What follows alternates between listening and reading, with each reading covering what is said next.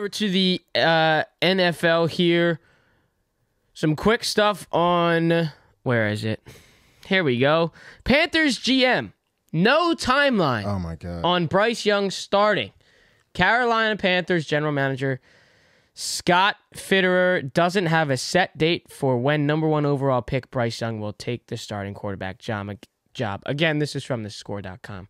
We're going to rely on our coaches, Jim Caldwell, Frank Reich, Thomas Brown, to decide when it's right. Again, that's another quote from Panthers GM as well. I don't know why you don't feel okay with saying a number 1 pick is going to start. This guy would just pick number 1, no? Like number 1 overall. It's not like he was fucking Brock Purdy, Mr. Irrelevant, okay? This was Even number Jalen 1. Hurts. Like, again. I don't know. I hate it. First of all, I hate who the this fuck shit. does he have to beat? Andy Okay? Dalton. I think it's Andy Dalton. In the article, they said, I think you can scroll down the article. I'm pretty sure they said, you can quote me on this, I'm pretty sure they said that Andy Dalton is a starter right now. Here it is. Fitterer added that veteran, thank you. Fitterer added that veteran Andy Dalton, who was signed as a free agent, is the current starter. Listen to this. Here's the quote, fellas. If Andy's the guy to start the season and he's the starter right now heading into the season, then he'll be the guy. He explained, this is again, Scott Fitterer, the Panthers GM, when Bryce is ready, or Matt Corral, what is it, Corral? What was I saying? Yeah. Matt Corral is ready, whoever it may be, that'll be the time they go in. We say it's open competition, but Frank did say, hey, Andy, he's our guy right now. He'll walk into the season as a starter, and then, as you know, the young guys compete underneath him. Then they'll go in when they're ready. So, okay. Let's think about the draft, though. How many times are we hearing a Todd McShay, a Mel Kiper, whose name's I forget who's, but a guy like Todd and Mel saying all this about Bryce Young. Well, he is NFL caliber. He's NFL ready. And you talk about with the quarterbacks, they're doing tiers for the quarterbacks, and they're saying who can start right away and who can't start right away.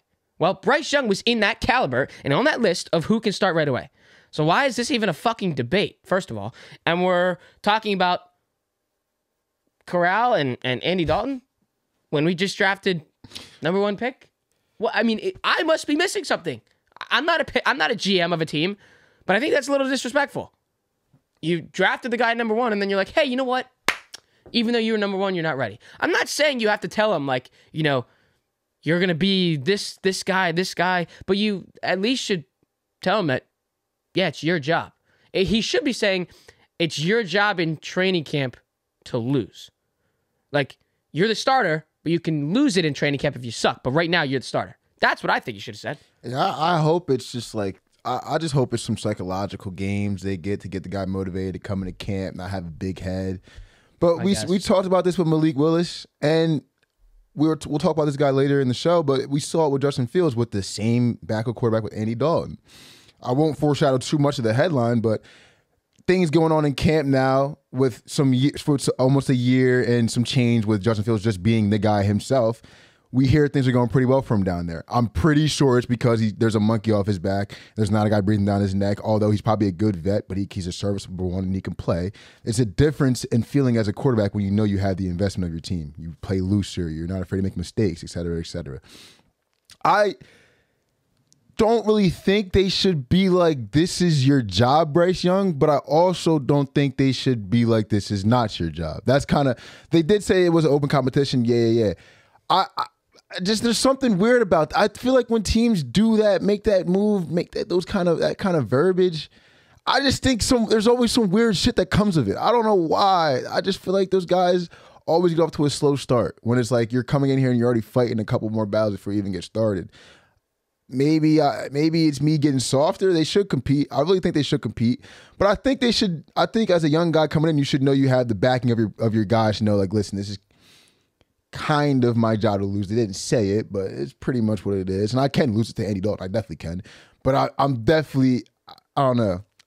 Hopefully for some guys, I guess for some guys it can work and some guys it can't. But some of these guys, putting them in a deficit off the rip, really hasn't worked for them. I don't know why they would say, especially your number 1 pick. I feel like you should almost advertise investment Why? rather than I don't know why it's Andy's and not fucking Matt's. To be honest with you, don't do that. it's Andy fucking Dalton.